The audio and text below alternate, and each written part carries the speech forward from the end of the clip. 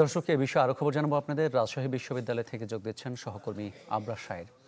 আবরার, কেমন চলছে প্রচার প্রচারণা?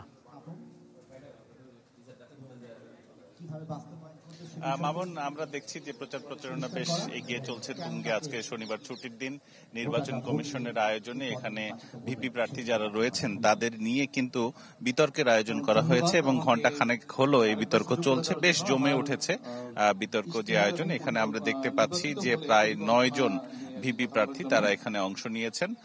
যদিও ছাত্রদল মনোনীত প্যানেলের ভিপি প্রার্থীরা এখানে আসেননি এখন পর্যন্ত। এরপরই আসলে জিএস যারা রয়েছেন তাদের নিয়ে এই যে বিতর্ক সেটি শুরু হবে। এখানে মূলত তারা তাদের পরিচিতি, তাদের ইশতেহার এবং তারা কি করতে চান ভিপি প্রার্থী নির্বাচিত হবার পর এবং সবকিছুই তারা কিন্তু আলাদা আলাদা ভাবে তুলে ধরছেন। এরপরে রয়েছে মূলত যারা দর্শক, তাদের কাছ থেকে প্রশ্ন নিয়ে ভিপি প্রার্থীরা তাদের প্রশ্নের উত্তর দেবেন এবং কেন তিনি নিজেকে যোগ্য মনে করছেন এই ভিপি পদের জন্য সেটি আসলে তারা উল্লেখ করবেন। এবং এখানে আমরা দেখতে পাচ্ছি মাঝখানে একজন মডারেটর রয়েছেন যিনি নির্বাচন কমিশনের কমিশনার। সব মিলিয়ে একটা আয়োজনটা বেশ জমজমাট এবং এখানে যারা অংশ নিয়েছেন বা যারা দেখতে এসেছেন সকলে আসলে এটিকে বেশ এনজয় করছে বলা যায়। এবং আরেকটি বিষয় যে শুধু ভিপি প্রার্থী না, এখানে আসলে জিএস যারা রয়েছেন তারাও কিন্তু এই জায়গাটিতে অংশ নেবেন এবং এখানে আসলে যারা দর্শক রয়েছেন, শিক্ষার্থী রয়েছেন, ভোটার রয়েছেন তাদের। আপনার ধন্যবাদ আপনাকে। রাজশাহী বিশ্ববিদ্যালয়ে ছাত্র সংসদ রাকসু নির্বাচনের প্রচারণা খবর জানাচ্ছিলেন সহকর্মী আবরার শাহের। এ পর্যায়ে চট্টগ্রাম বিশ্ববিদ্যালয়ের ছাত্র সংসদ চাকসু নির্বাচনের প্রচারণা খবর জানাবো। বিশ্ববিদ্যালয় ক্যাম্পাস থেকে আমাদের সঙ্গে যোগ দিচ্ছেন সহকর্মী রনি দত্ত। রনি, প্রচারণা কেমন চলছে?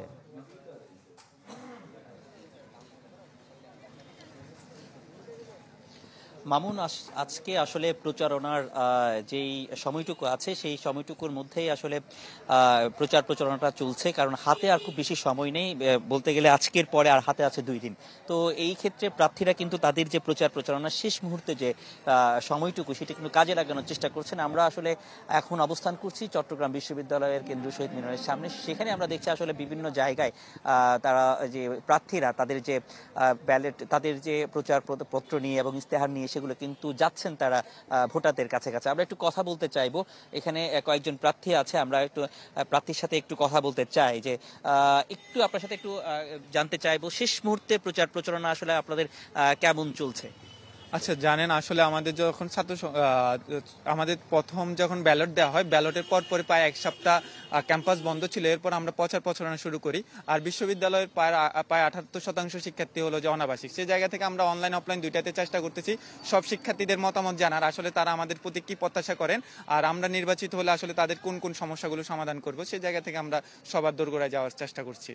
ধন্যবাদ আপনাকে। আমরা আরেকজন প্রার্থীকে এখানে দেখছি, একটু জানতে চাইবো আপনাদের শেষ মুহূর্তে প্রচার প্রচারণা আসলে কিরকম করে করছেন?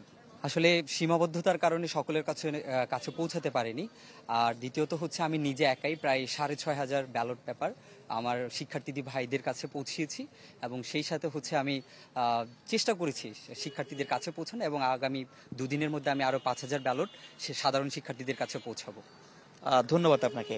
মামুন, আপনি দেখছেন আসলে শিক্ষার্থীরা বা এখানে প্রার্থীরা যারা রয়েছেন তারা শিক্ষার্থীদের কাছে যাওয়ার জন্য তাদের যে কৌশলগুলো আছে সেগুলো তারা অ্যাপ্লাই করছেন এবং বিভিন্ন কৌশলে তাদের যে ভোট যে টানার যে ব্যাপারটি সেটি তারা কিন্তু এখানে করার চেষ্টা করছেন।